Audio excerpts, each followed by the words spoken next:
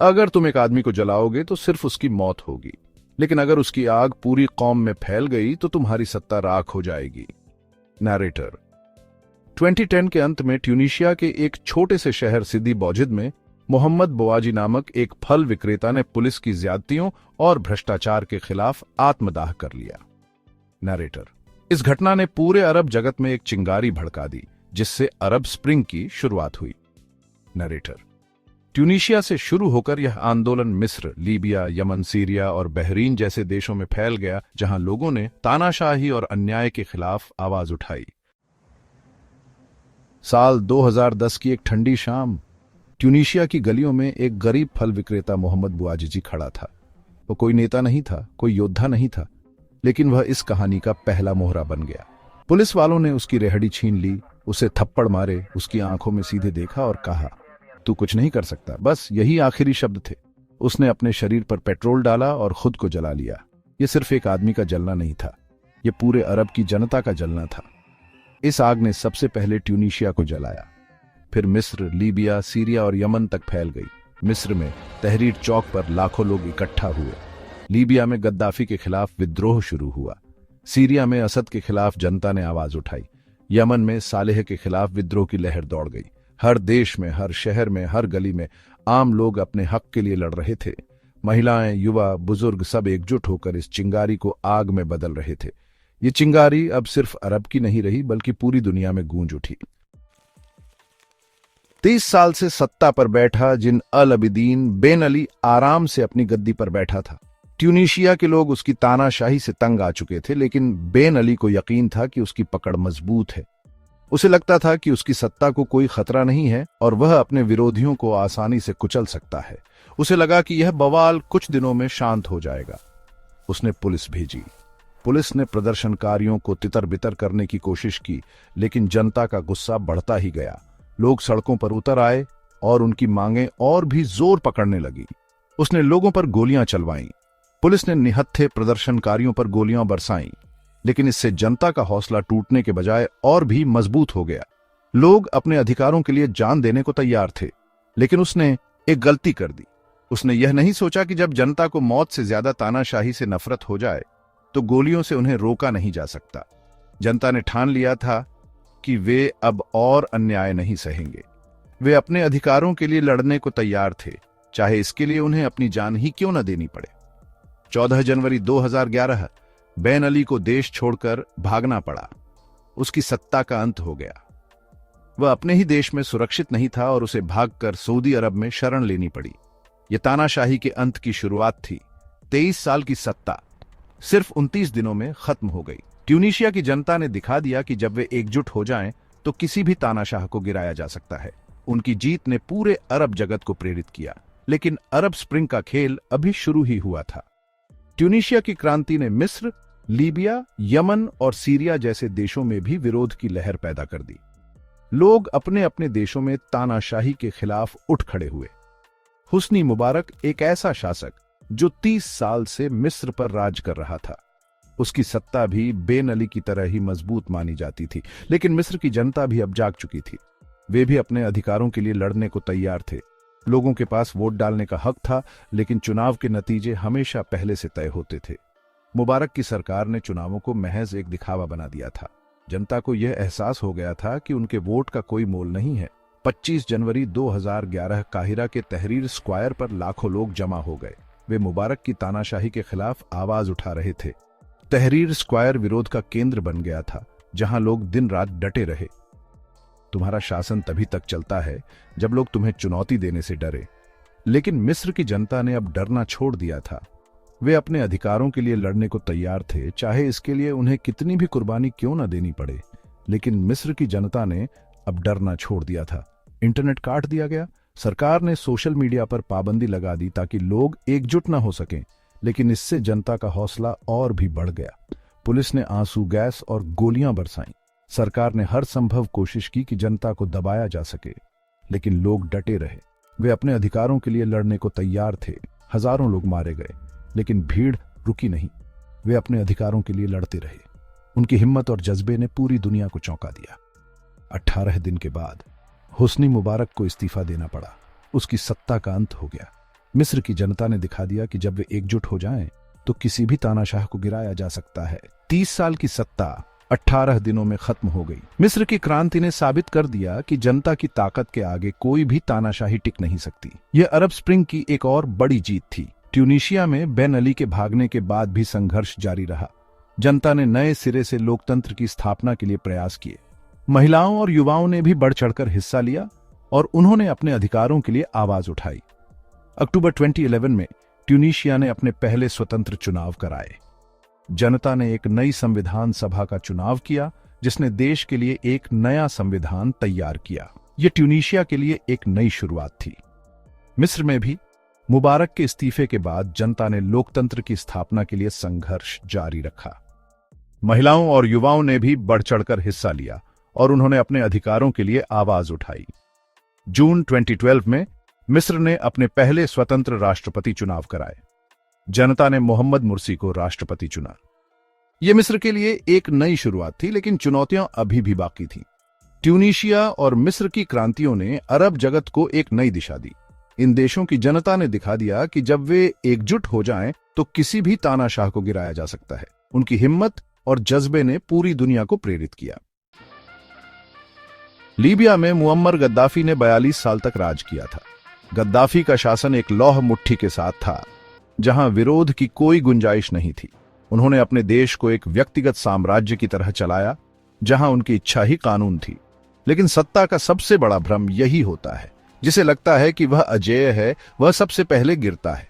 Gaddafi ने भी यही सोचा था कि वह कभी नहीं गिरेगा, लेकिन इतिहास ने उसे गलत साबित कर दिया।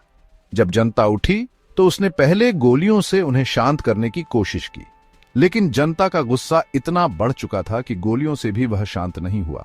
फिर उसने पैसे देकर जनता को खरीदना चाहा। उसने सोचा कि धन से वह लोगों की नाराजगी को कम कर सकता है, लेकिन जनता ने उसके पैसे ठुकरा दिए और जब कुछ नहीं बचा तो वह छिपने लगा। गद्दाफी, जो कभी अपने आप को सबसे शक्तिशाली मानता था, अब एक डरपोक की तरह छिप रहा था। 20 अक्टूबर 2011 लीबिया के विद्रोहियों ने उसे एक गटर में छिपा हुआ पकड़ लिया। यह दृश्य बहुत ही प्रतीकात्मक था। एक समय का शक्तिशाली नेता अब गटर में छिपा हुआ था। उसे बाहर घसीटा गया, उसे पीटा गया और फिर उसे गोलियों से छलनी कर दिया।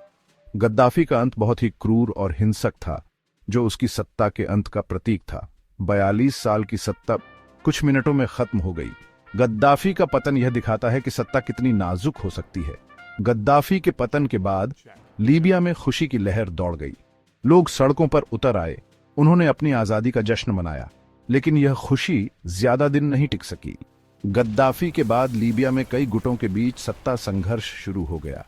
देश में अराजकता फैल गई और एक नई चुनौती सामने आई, स्थिरता की बहाली। सीरिया में बशर अल असद का राज था। असद ने अपने पिता से सत्ता प्राप्त की थी और उसने भी अपने देश को एक लौह मुट्ठी के साथ चलाया। उसने सोचा, अगर मैं अपने ही लोगों को मार दूं तो वे डर कर बैठ जाएंगे। उसने अपने ही नागरिकों पर अत्याचार किया, उन्हें मारने का आदेश दिया। लेकिन वह यह भूल गया कि जब लोग किसी चीज से डरना छोड़ देते हैं तो वे खुद सबसे खतरनाक बन जाते हैं। सीरिया के लोग अब असद के खिलाफ उठ खड़े हुए थे। सीरिया में आंदोलन शुरू हुआ। यह आंदोलन धीरे धीरे एक बड़े विद्रोह में बदल गया। लेकिन यह क्रांति नहीं रही, यह युद्ध बन गया। सरकार बनाम विद्रोही, ISIS का आतंक। सीरिया अब एक युद्ध का मैदान बन चुका था। अमेरिका, रूस, ईरान, तुर्की, हर कोई इसमें शामिल हो गया। यह युद्ध अब सिर्फ सीरिया का नहीं रहा, बल्कि एक अंतर्राष्ट्रीय संघर्ष बन गया। सीरिया अब सिर्फ एक युद्ध का मैदान बन चुका है। यह देश अब सिर्फ संघर्ष और विनाश का प्रतीक बन गया है। लाखों सीरियाई नागरिकों को अपने घर छोड़ने पड़े। वे शरणार्थी बन गए और दुनिया भर में शरण की तलाश में भटकने लगे। यह एक मानवीय संकट बन गया। अंतर्राष्ट्रीय समुदाय ने मदद के लिए हाथ बढ़ाया, लेकिन यह पर्याप्त नहीं था। सीरिया की स्थिति दिन ब दिन बिगड़ती जा रही थी। इस युद्ध ने सीरिया की एक पूरी पीढ़ी को प्रभावित किया। बच्चों का भविष्य अंधकारमय हो गया, लेकिन फिर भी उम्मीद की किरणें बाकी थीं। लोग संघर्ष के बीच भी एक बेहतर भविष्य की उम्मीद कर रहे थे। यमन में सत्ता की लड़ाई सबसे जटिल थी। यह संघर्ष केवल सत्ता के लिए नहीं था, बल्कि अस्तित्व के लिए भी था। यमन की सड़कों पर लोगों का गुस्सा और हताशा साफ दिखाई दे रही थी। हर कोने में विरोध प्रदर्शन हो रहे थे और हर व्यक्ति अपने अधिकारों के लिए लड़ रहा था।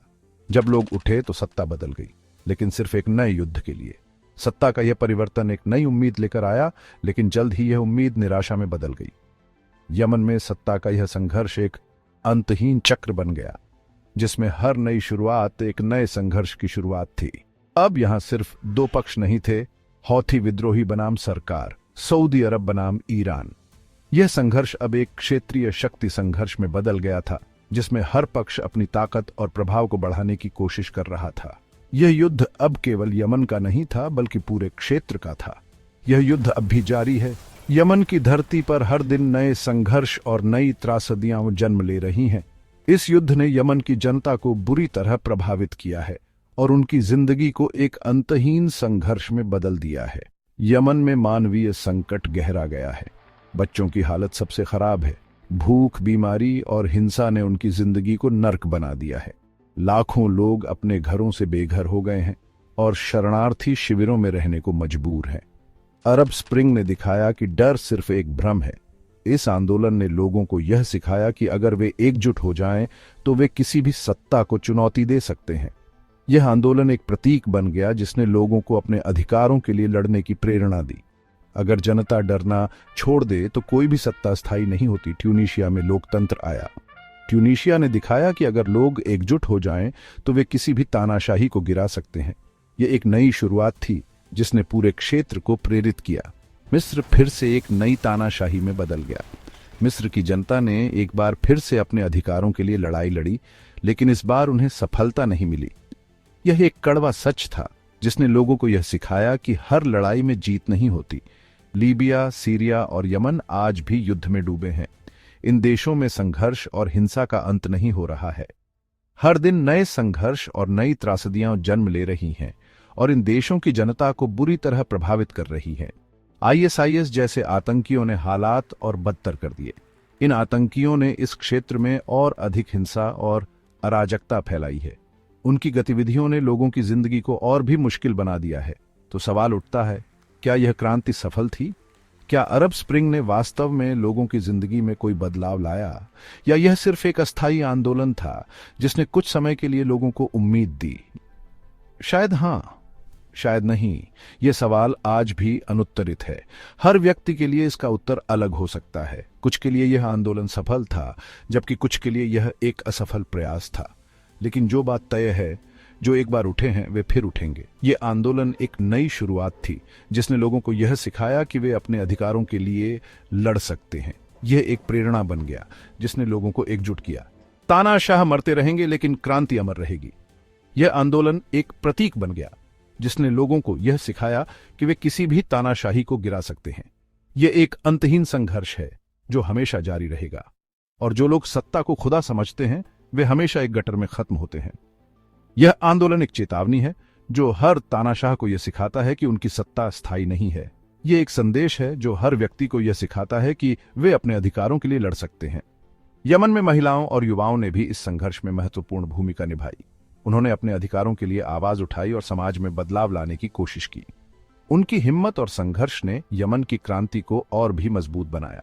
यमन में शांति की कोशिशें जारी हैं।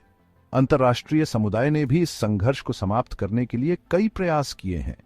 यमन के लोगों के लिए एक बेहतर भविष्य की उम्मीद अभी भी जीवित है। यह संघर्ष एक दिन खत्म होगा और यमन में शांति और स्थिरता लौटेगी।